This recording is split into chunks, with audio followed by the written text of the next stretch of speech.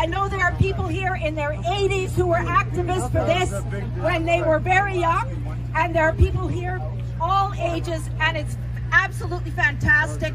The struggle is different today than it was. I do want to acknowledge Elder Manisha Kabe. She is going to speak, I believe, but she was one of the first people, Indigenous people, to come out in this city. It was not easy at all. I also want to introduce my partner, Maureen Ford. I'm going to talk a little bit about politics. So the demonstrations that were here this morning are driven by misinformation, and it hurts young people and it hurts their families. Parents are being fed a great deal of misinformation, and make no mistake, creating fear and dividing people into opposing groups is a political tactic that has led to serious harm in the past and is leading to serious harms today. And this is the dirtiest form of politics, combined with the power of social media, that a few bad actors have been able to spread misinformation, causing so much distress to parents and so much harm to young people and all members of our community.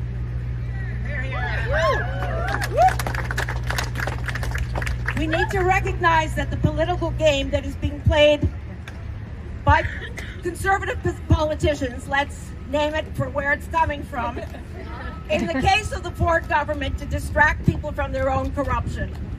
In the case of Poilievre, as a means to gain power for himself and his corporate sponsors. For his purposes, the more people are frightened and divided, the better. Shake!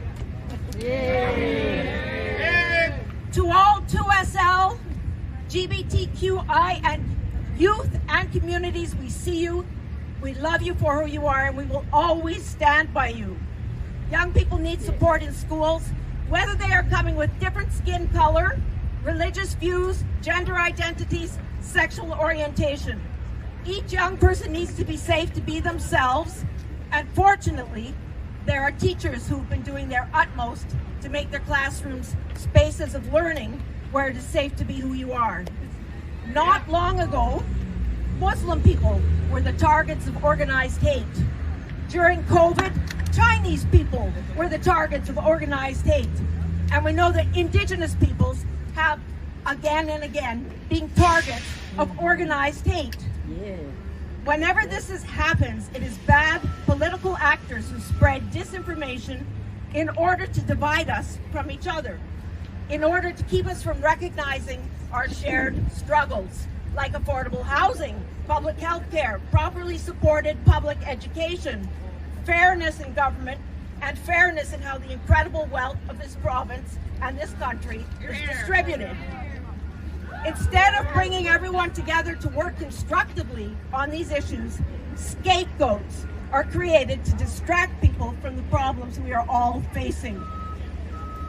Ontario's NDP wants trans kids to safely grow up into adults. And we will keep working to make that happen.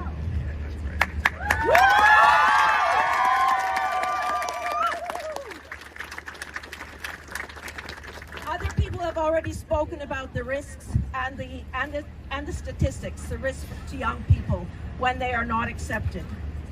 I won't go over those again, but it does tell us how important the role of parents is in these young people's lives. But parents aren't always ready. Not every home is safe, and that is why it is so important that schools can provide those safe spaces. Trans and non-binary children want love and acceptance just like every other child. And I want to say one more thing too. All children deserve to feel safe in Ontario schools. All children need comprehensive, inclusive sex education. So that they understand what consent looks like. So that they can protect themselves from sexually transmitted disease and from unwanted pregnancies. Ignorance helps no one. Knowledge shared in an open and exploratory environment can save lives.